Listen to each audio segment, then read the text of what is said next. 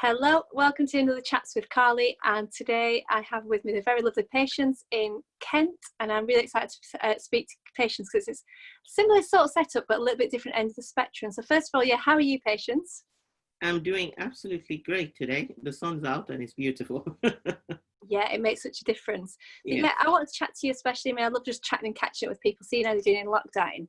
But I'm really interested, you're at home, you've got children like myself, but whilst mine is still quite little and want all my attention, I guess yours is a bit opposite of the scale, isn't it? So how old are your children? So my son is going to be 22 this year, Wow. and my daughter, she's going to be 17 this year. So different. How old are yours? So mine are 4, but nearly 5. Yes, so 4, I'm going to forget, it's like 2 times tables, 4, 6 and 8, literally. Yeah. Okay. They're very demanding. But yeah, how are you finding lockdown so far? It's interesting because actually, I'm a transformational coach, obviously, and I've been working this journey of coming to a place of niching down to a particular niche.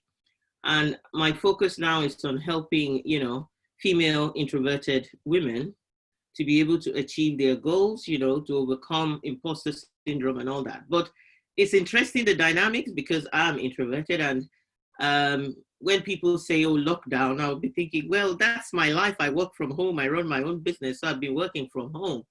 And I initially thought that's going to be fine. It's just my normal life.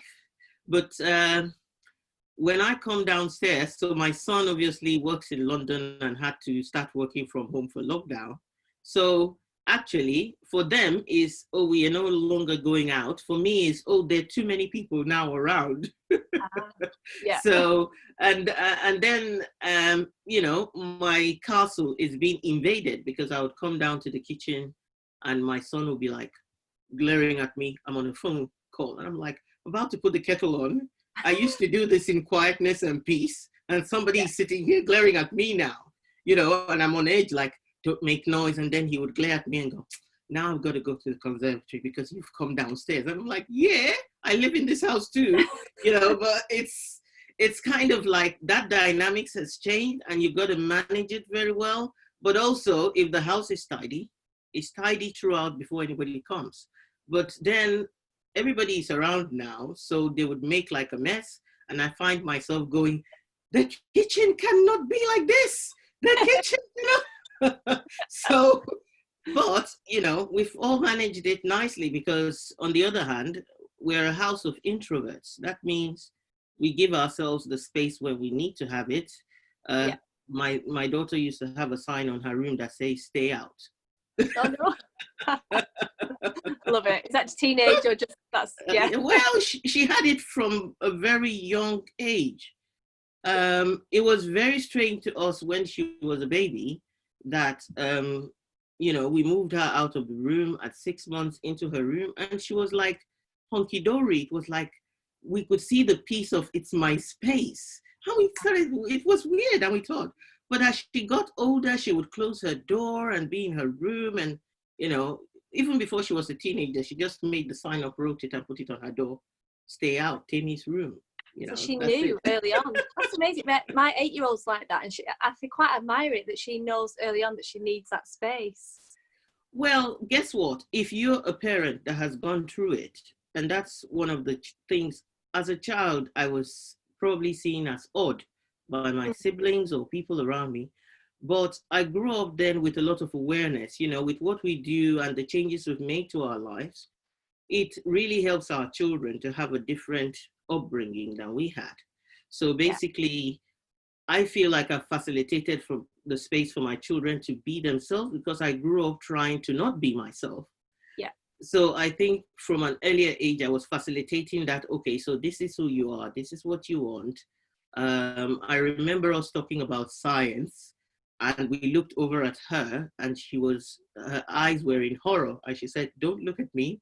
I will never do science. And she was little, and that was another shock. It's like, don't even think about it. So, but that was good. I felt like that was empowering for her to say, I don't care whether you want to influence me. I might be little, but I'm telling you now, I ain't doing what I don't want to do. And that is that is a good thing. So I think if we can do that and maintain that kind of environment, it does help. So I'm happy for them, even though, it's a Yeah. different way from my life. Yeah. So how are you all coping? Because I'm an introvert as well, and that's been a massive thing for me in lockdown, is just not getting that time and space and headspace, especially to just take that time out. So if you're a house full of introverts, how are you doing it? How are you managing that time and space with each other? Like I said, everybody's got their own room. I've got my office. I spend a lot of time here because I'm doing the niching and the rebranding. It takes a lot of my time. What we've done is, obviously, with the age as well, the other thing I noticed is the television interest is no longer enforceable. So when they were little, you could say, oh, let's watch this together, and they'll be willing, or you could just watch what they were watching. But they are now, in quote, adults, And so it's like, oh, you're watching that. No, I want to watch this. So basically, we have solutions. We have tellies almost everywhere. So, and they can use their laptops, but they tend to stay in their rooms. The other thing I do to help myself is I go for long walks. I was a bit disappointed yesterday, though, because I found out my daughter was going for a walk. So I said to her, like other nice moms who go out and put it on Facebook and say, me and my nice daughter, we're having fun. So I called her and I said, can I come along? And she was, I want my space. No, you can't come. And I was like, well, touche. I've gone walking myself and wanted my space. I didn't want to talk, so I can get you. Bye. Yeah. I did sulk for a bit and think, I would love to put that nice picture on Facebook, but obviously I'm not getting any. So you have to Photoshop it somehow. That's the thing, is I suppose being like I see it very separate, that I've got little ones that I find it quite challenging to have to entertain them, but we can get that time together. Whereas you've got two older, let's say, adults. Are you missing that connection with them? You're in lockdown, everyone's saying the connection to the family, but are you missing that as well? I'm so glad for this question because it allows me to be honest about it. I am. Yeah. When I realized that everybody was talking about, in the beginning of the lockdown, they were talking about opportunities to reconnect. And when my kids were little, we made a lot of opportunities. We went on holidays, and we're not talking expensive holidays. We just jumped in the car because in Kent, you live so close to France. Yeah. We went to France like 3 times a year, but that was deliberate to, spend time with them. So we go and goof around on the beach. We'll go and hire bikes and go in the woods and do all sorts of fantastic things. And then we used to have movie Sundays where we'd sit and watch movies and pop the corn in the microwave. And it was so easy to choose movies then and just watch. Suddenly, when this lockdown, I thought, oh yeah, it's a nice chance to connect. The pace is slower. We couldn't decide on a film to watch together. Oh no. It was the first thing that hit me, like, and in the end, the kids, and again, that was the first thing. The second thing, when we wanted to watch films, my son said, my friends are gaming and I'm joining them to game. My daughter was like, I'm having conversations with my friend and we're actually watching a movie together and discussing it. I was like, I looked at my husband, I was like, are you leaving me too? And he was like, oh, no, let's watch a film together. Yeah. Just you and I. And that was our reality. Our reality is that we're not connecting as much as I would have wanted to because they're in a different space. And guess what? Like I said, they're also introverted. They don't have that need to be overly around people because my son would do work all day and he doesn't necessarily want to come and have conversations. So he would work his 9 to 5 at home and he just wants to go out and chill. So late in the evening, he'll go out and play basketball all by himself or go for a run or do his exercise. He doesn't want you in his space and in his face. So that's been quite an interesting kind of adjustment, making me sad to think, how do I make it work?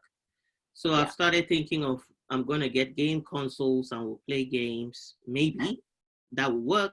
Yeah. I've gone back to playing Monopoly with them. Everybody else in this house loves Monopoly. I hate Monopoly, but I've decided just for connection, I'm going to play Monopoly. So playing Monopoly. Patience, I've met my Monopoly twin because I'm the only one who doesn't like Monopoly. Exactly, I don't. But, the whole family plays it when the grandparents are here. I watch them connecting. I don't have a problem. I just go watch a movie. But I just thought if that is the only thing that it would take for these children to be around me, like I'm not a disease, I've got to do it. I will sacrifice. I will play Monopoly to get that time. Yeah, I know. So that is my desperate action to get connection at the moment is play Monopoly. So Or gaming, like so you could get a gaming console and chat over the what do they call it? They have like a microphone, don't they, the gamers? yeah, so we're planning on getting. I've said to my husband, maybe we'll get one extra console because they're not cheap. So you just need two if they're just playing. But because I think that we'll lose the chance if we don't, so we'll probably invest so that myself and my husband, four of us, can have because they at this age what they like is competitive games where they can gang up and say me and my sister are on this side, you parents are on this side, and they enjoy beating the parents, winning over the parents. So we will allow ourselves to be victimized for the connection. So the things we're having to do. I know. It's bringing so much out, isn't it, lockdown? But I mean, what have you been your biggest challenges? We've probably covered some there, but are there any we haven't really, from a mental well-being point of view, or just anything? I remember at the beginning of the lockdown. So first and foremost, what I'll have to say is the words like pandemic, like lockdown, like isolation. I realized that those words are not words that are ever in your vocabulary until now. You don't use them. Only prisoners would use them because they're in prison. So they will hear the word and go, you'll be put in isolation if you don't behave yourself. Yeah. Or it's time for lockdown, so go to bed, and they let you out. So we had to change behaviors. That was messing with because my key value is freedom. Yeah. So that was, I don't mind being in the room because I choose to be. But suddenly at the beginning, when somebody now said, you can't be, you can't go out, I started fighting for my freedom. In my mind, I just was like, is there any way I can find a way? And I just thought, you can go out for an hour. I consistently went out for that hour, whereas before I won't, because I just thought, someone's telling me to be locked. And I'm thinking, no, I don't like it. But I did follow the rules and make it safe. That 1 hour, it had to be a purposeful 1 hour to go shopping. I wouldn't just go out for the sake, or to go to a place where there's nobody and take a walk rather than, so I followed the rules. It's just that suddenly my mind, again, I felt I got bored as well because you could mix up your life with some interruptions here and there that spiced it up. Yeah. Suddenly everything was taken away and you would watch the same movie 500 times.